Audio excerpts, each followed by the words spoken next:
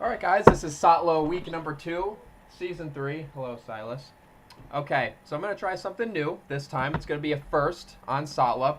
Usually I prepare very thoroughly and extensively, and I do everything in one take, as you know, and I do it brilliantly. And it takes a little bit too much time. So what I'm going to try and do differently is do like a stop motion type of thing. I don't even know if that's the right verbiage that I should be using. Maybe I'll have to ask Sam, the movie director professional. But I'm going to do one segment at a time, pause it, do my research, kind of just ad-lib it and see how it goes. Understanding this might suck, and if it does, I'll just revert back to next week to doing what I used to do. And if this works, then great, and I don't have to type anything. I can just go off of memory and just kind of talk freely. So we'll see how this goes. First thing I'm going to do is talk about the intro and recap what we did last week. We had a lot of great games. I had a lot of great TV games that we saw. It was an awesome week of football and also fantasy football too, because we had a lot of close games, and I think it was a really exciting first week and a way to get ourselves off on the right foot. So with that, I do want to open up and say the game of the week certainly had to be, I do want to give the second place trophy to Alex and Sam, the matchup that we thought would end up being a blowout, with Sam winning, except, the Rams only got 1 point and Sam won by half point. So that was pretty exciting, but me personally, a little bit biased. I think game of the week was myself. It ended up being a 17-point win. However, I thought it was going to go down to the wire the whole time. I really enjoyed that matchup I had with Scott. It was a really good win for me, and I know Scott's going to be a little disappointed, but, with all those points scoring, it's always going to be the number one tiebreaker, so you can't be too disappointed whenever you have a good week. Now, paper bag team of the week, this is probably one of the easiest ones I can give out. I remember last week, and I don't know if anyone else recalls, but I know one certain individual does certainly remember my warning that I told them last week. I said, do not start Dak Prescott. You don't know what you're going to get. His floor is in the basement, and you've got Carson Palmer on your bench. You know what you're going to get, 15 to 20 points a week. Doesn't matter. And what happened? Dak Prescott gets 10. Alex loses to Sam on Monday night, loses by a half a point. Should have played Carson Palmer. Shame on you, Webster. You should know better. We talked about this in the league conversation message group. Do your own picks. Don't take experts' picks. I say that with quotations too, because we know they're really not experts. Guess what? Other than the fact that they're on TV, I don't know what makes them more legitimate than us, because you would have made the right pick listening to yours truly. So I just realized, having these instantaneous transitions from segment to segment, these videos might be a little shorter. I don't know. We're going to have to find out. But I did want to go over the transactions. And I think we actually, league-wide, we had a very smart week.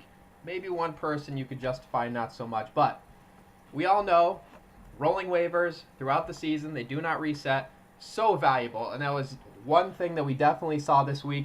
We had only 2 people use their waivers. And I think they were used appropriately, at least for one of the teams. So one thing, Stud, he wins. But I somehow question a lot of his moves personally, but I really like his usage of his waiver. I think he was in the bottom towards the middle or in the bottom anyway. It was a smart move. He picked up Eric Ebron to fill out for Zach Ertz. I think that was a really smart move. Get the guaranteed guy, fill out your lineup, especially when you're not really missing out because you're towards the bottom of the queue. Might as well use it. Why not? Because you're going to end up waiting all season in order to get to the number 1 or 2 waiver anyway for a guy that you're probably not even going to get as a difference maker. So it's good to make those small things and slowly and incrementally make your team better. So I really like the pickup of Eric Ebron. I think he showed he's going to be a legitimate tight end number 2 out there playing with Detroit. Now, Sean picked up Kyle Rudolph, and I'm not really sure. I guess he did have 8 targets last week with only 4 catches, but that was sort of a different Minnesota game. I think once we get Sam Bradford back, we're going to see a little bit of the normal Vikings we're used to, some more running the ball, power, and I don't know. I'm not big on Kyle Rudolph. I understand. I think he is a bit of a touchdown grabber, but we'll see. And everybody else, it's really funny. We have our rush to like the 4 a.m., 5 a.m. bum rush of picking up everybody right once the Ravers go through. So I do see a whole lot of movement at 5 a.m. We had Scott picking up Travis Benjamin. I like that since he's going to be replacing Keenan Allen as the target leader in San Diego, possibly. Myself, I picked up Tim Hightower due to the release of C.J. Spiller, adding New England defense. There's a lot of good moves here. I'm questioning the Darren McFadden move about Moan, but I didn't do my research. I'm just kind of talking as I read this. This is a little bit more fun, something to do a little bit different. I like Sam picking up Terrence West. That's interesting, even though I think that's the only Baltimore starting running back of one of the two starters. I don't think Forset's. I think he's a free agent right now, if I recall correctly. So he got one half running back. Maybe he could be a flex or at least a bye week fill-in.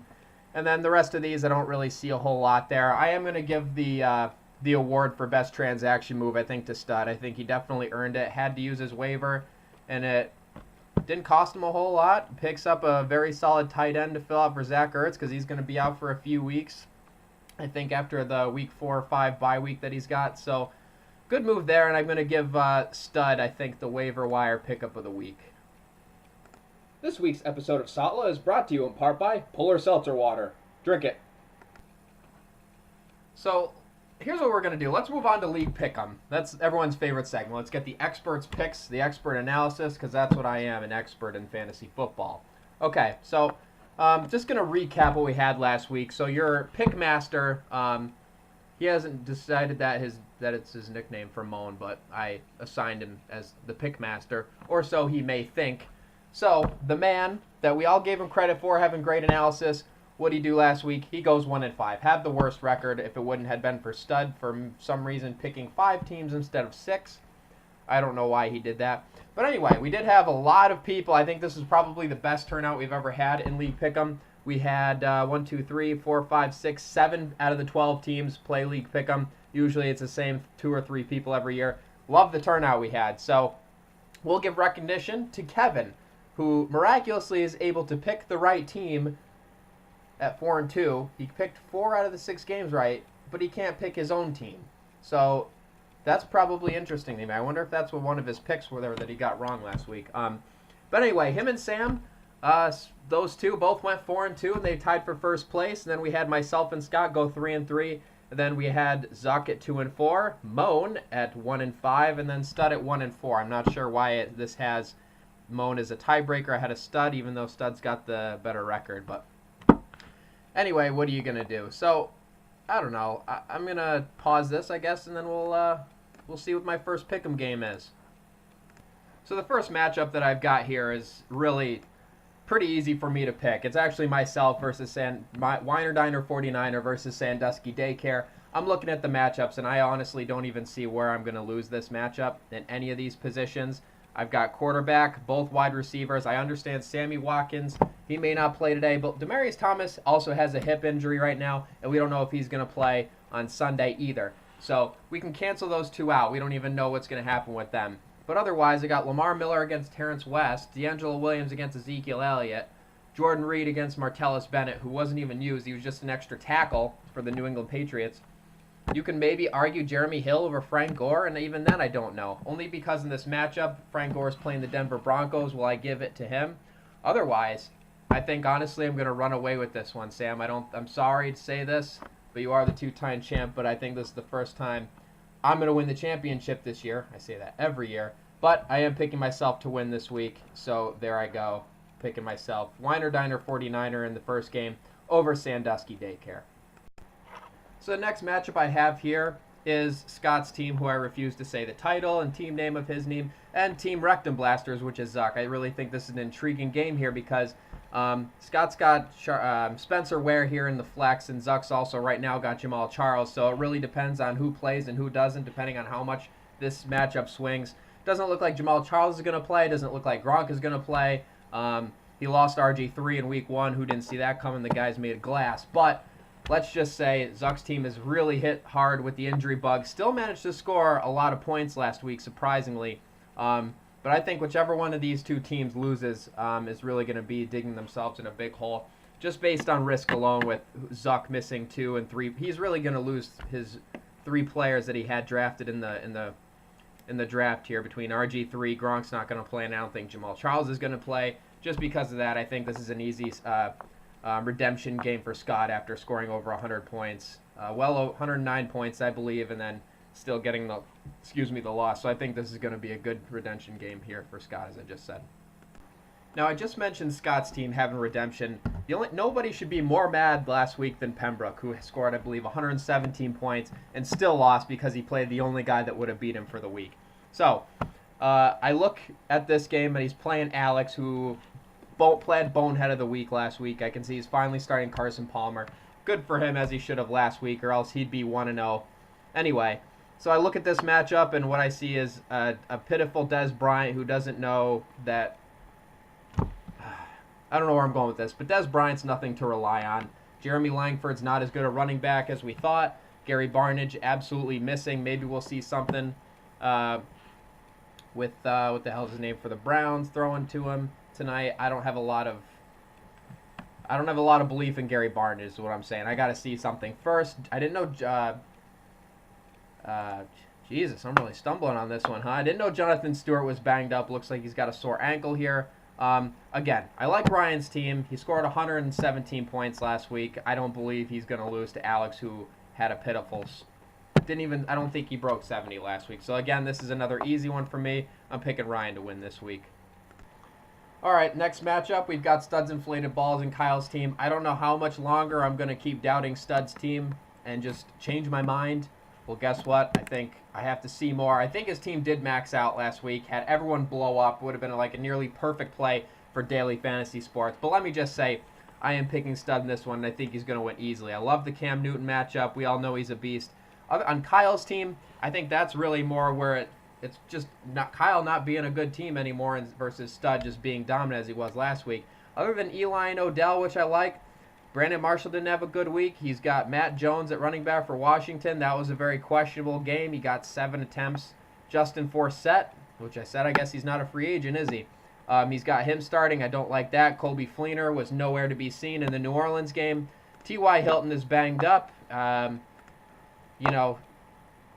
Andrew Luck had 4 touchdowns last week, and none of them went to T.Y. That makes me a little worrisome. I do think this is an easy pick for Stud, and I got Stud beating Kyle this week. Drive the newest car because she ain't looking for love. Hope you brought a lot of drugs because she ain't looking for love. All right, so there's a guy I give no love to. Is Sean versus Nick. I'm talking here about Sean. I never give the guy any credit. I'm always hard on him, too. So I'm giving him another chance today, too. This is how it's going to go down. Shasbury Steelers playing the hand of God. I'm going to give the favorite to Sean in this game, and I think surprisingly he's going to be at 2-0 after this week. I'm not great on Julian Edelman and Emmanuel Sanders, but boy, I like Adrian Peterson. I like Amir Abdullah, what he showed last week, and I think the Detroit Lions are actually a legitimate offense, even though they can't play a lick of D. I do like Delaney Walker. A lot of the tight ends were weak this week. However, I am very high on Delaney Walker. I think he's going to be a really solid tight end this year. Otherwise, I think this is going to be a pretty close game, but I am going to give the advantage to Sean this week. And rounding out the final matchup of this week, we got You Love My Johnson versus Fuck Goodell, which is Dustin versus Kevin. So, as long as, who really surprised me, Andrew Luck, without an offensive line, he still managed to get, how many points did he get last week? He got 35.5 points last week, and he's got guys coming after him. So as long as Andrew Luck stays healthy, which is probably only one more week, I really love Andrew Luck. He's got Jordy Nelson, who I think is going to bounce back. The only thing that I don't like about Kevin's team, who I actually think isn't bad this year, is Devontae Freeman, who, really got me a little bit nervous with Tevin Coleman getting almost half the touches last week. However, I do like Moan's team. I think even though he did lose, what's his name out there in San Diego, he picks up, Tyrell Williams, I believe his name is, hoping to replace, again, I can't draw a blank of what his name is, Keenan Allen. There we go.